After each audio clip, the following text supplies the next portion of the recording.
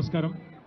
గౌరవనీయులు సోదరులు, ఈరోజు మన పార్టీలో మరి కాంగ్రెస్ పార్టీ నుండి వివిధ స్థాయిలో నాయకులు చేరుతున్న సందర్భంగా, అదేవిధంగా బీజేపీ నుండి కూడా చాలామంది సోదరులు చేరుతున్న సందర్భంగా ఈ కార్యక్రమాన్ని ఇక్కడ ఏర్పాటు చేసిన మా సోదరుడు మల్కాజ్గిరి శాసనసభ్యుడు మరి రాజశేఖర్ రెడ్డి గారికి, గౌరవనీయులు మేడ్చల్ జిల్లా పార్టీ అధ్యక్షులు, అదేవిధంగా శాసన మండలి సభ్యులు గౌరవనీయులైన శ్రీ శంబిపూర్ రాజు గారు, మల్కాజ్గిరి పార్లమెంటు నియోజకవర్గ ఇన్ఛార్జ్ సోదరులు పెద్దలు రాగిడి లక్ష్మారెడ్డి గారు, గౌరవనీయులు సీనియర్ నాయకులు మరి మల్కాజ్గిరిలో ఎమ్మెల్యే గారితో సమన్వయం చేసుకుంటూ బ్రహ్మాండంగా పనిచేస్తున్న సోదరుడు నందికంటి శ్రీధర్ గారు, గౌరవనీయులైన కార్పొరేటర్లు సోదరి శ్రీమతి సునీత రాము యాదవ్ గారు, అదేవిధంగా గౌరవనీయులైన సోదరి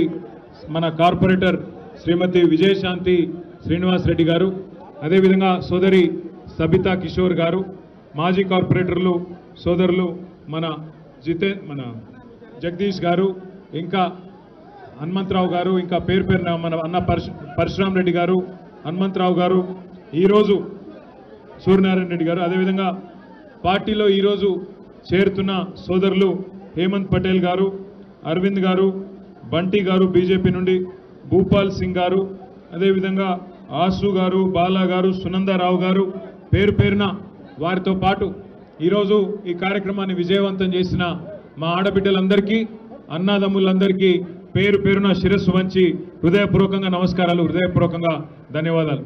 ముఖ్యంగా మా ఆడబిడ్డలు పెద్ద ఎత్తున ఈ ఎర్రటి ఎండలో కూడా వచ్చినందుకు మరి కేసీఆర్ గారికి మీ ఆశీర్వాదాన్ని ఇస్తున్నందుకు హృదయపూర్వకంగా మీ అందరికీ నా ధన్యవాదాలు తెలియజేస్తా ఉన్నా. సరిగ్గా 24 సంవత్సరాలు నిండి 25వ సంవత్సరంలో మన పార్టీ ఈ నెలాఖరు అంటే 27 ఏప్రిల్ నాడు అడుగు పెట్టబోతా ఉన్నది. 24 ఏళ్ళు నిండి 25వ ఏటికి రావడం అంటే చిన్న విషయం కాదు. ఎందుకంటే మన తెలుగు రాష్ట్రాల్లో ఒకనాడు ఆంధ్రప్రదేశ్గా ఉన్నా ఈరోజు తెలంగాణ ఆంధ్రప్రదేశ్గా వేరుపడ్డ ఈ 76 సంవత్సరాలలో స్వాతంత్రం వచ్చిన తర్వాత చాలా రాజకీయ పార్టీలు పుట్టినాయి. కానీ ఏవి కూడా విజయవంతంగా నిలదొక్కున్న పరిస్థితి లేదు. 2 పార్టీలు, ఒకటి ఆనాడు స్వర్గీయ ఎన్టీ రామారావు గారు స్థాపించిన తెలుగుదేశం పార్టీ ఒకటైతే, ఈరోజు రెండవది తెలంగాణ ఆత్మగౌరవ బావుటాను హిమాలయాల స్థాయికి ఎగరవేసి తెలంగాణ రాష్ట్రాన్ని సాధించి మనందరి కలను నెరవేర్చిన కేసీఆర్ గారి నాయకత్వంలోని మన గులాబీ జెండా మన బీఆర్ఎస్ పార్టీ అనే మాట నేను మీకు విజ్ఞప్తి చేస్తా ఉన్నా. 24 ఏళ్ళ నుండి 25వ ఏట అడుగు పెడుతున్న ఈ సందర్భంగా మీ అందరితో ప్రార్థించేది ఒకటే, 2 ఢిల్లీ పార్టీలు ఒకటే, కాంగ్రెస్ కానీ బీజేపీ కానీ వాళ్ళ వైఖరి వాళ్ళ ఆలోచన ఒకటే. వాళ్ళకు కావాల్సింది ఢిల్లీకి మూటలు పంపేటోళ్ళు, ఇక్కడ మన ప్రజలను అవసరమైతే నష్టం చేసినా సరే ఢిల్లీకి మాత్రం మూటలు పంపి సీట్లు కాపాడుకునేటోళ్ళు మాత్రమే వాళ్ళకి కావాలి. ఒకసారి ఆలోచించండి, ఎట్లున్నా తెలంగాణ ఎట్లయింది.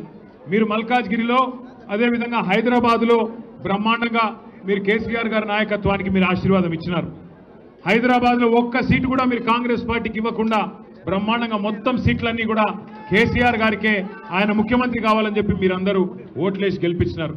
మనం 16 సీట్లు హైదరాబాద్లో గెలుచుకున్నా దురదృష్టవశాత్తు మరి జిల్లాలలో ఏదైతే వీళ్ళు అత్యాశ పెట్టినారో, కేసీఆర్ గారు ₹1,00,000 ఇస్తే నేను దాని మీదకి వెళ్ళి తులం బంగారం ఇస్తా అని, కేసీఆర్ 10,000 ఇస్తే నేను 15,000 ఇస్తానని, కేసీఆర్ 2,000 పెన్షన్ ఇస్తే నేను 4,000 పెన్షన్ ఇస్తానని ఏదైతే మాయ మాటలు చెప్పినారో ఆ మాయ మాటలకు ఇవాళ మోసం జరిగి ఇవాళ రాష్ట్రం మొత్తంలో అందరూ బాధపడతా ఉన్నారు.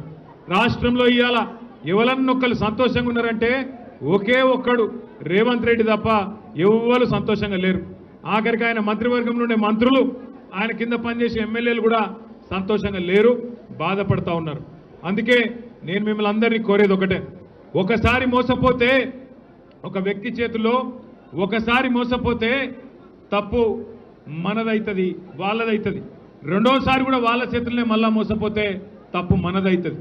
కాబట్టి జాగ్రత్తగా మనందరం కూడా భవిష్యత్తులో అది జిహెచ్ఎంసీ ఎన్నిక వచ్చినా, శాసనసభకు ఎన్నికలు వచ్చినా, పార్లమెంటుకు వచ్చినా ఖచ్చితంగా మన తెలంగాణకు శ్రీరామ రక్ష కేసీఆర్ గారి నాయకత్వం ఈ గులాబీ జెండా అనే విషయాన్ని గుర్తుపెట్టుకొని అందరం కూడా ఏకోన్ముఖంగా కదులుదాం.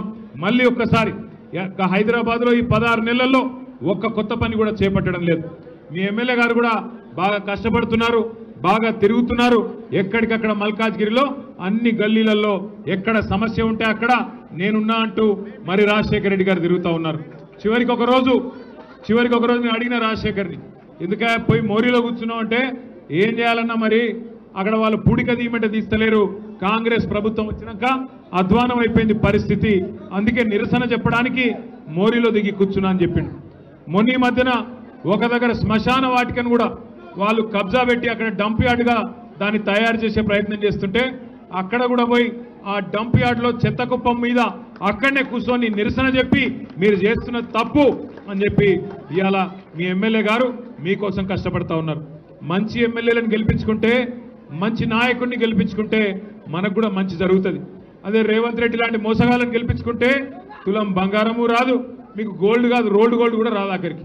అందుకే నేను మీ అందరినీ కోరేది, సందర్భం ఏదైనా అటు బీజేపీకి ఇటు కాంగ్రెస్కు కర్రుగాల్చి వాత పెట్టాలి. ఎన్నటికైనా మనోళ్లకు మన మీద ఉండే ప్రేమ ఢిల్లీ పార్టీ వాళ్ళకు ఉండదు. కేసీఆర్ గారికి ఉండే కడుపు నొప్పి, కేసీఆర్ గారికి ఉండే ప్రేమ తెలంగాణ మీద ఎన్నడన్నా బీజేపీ వాళ్ళకో కాంగ్రెస్ వాళ్ళకో ఢిల్లీ పార్టీ వాళ్ళకో ఉంటుందా? మీరు ఆలోచన చేయాలి.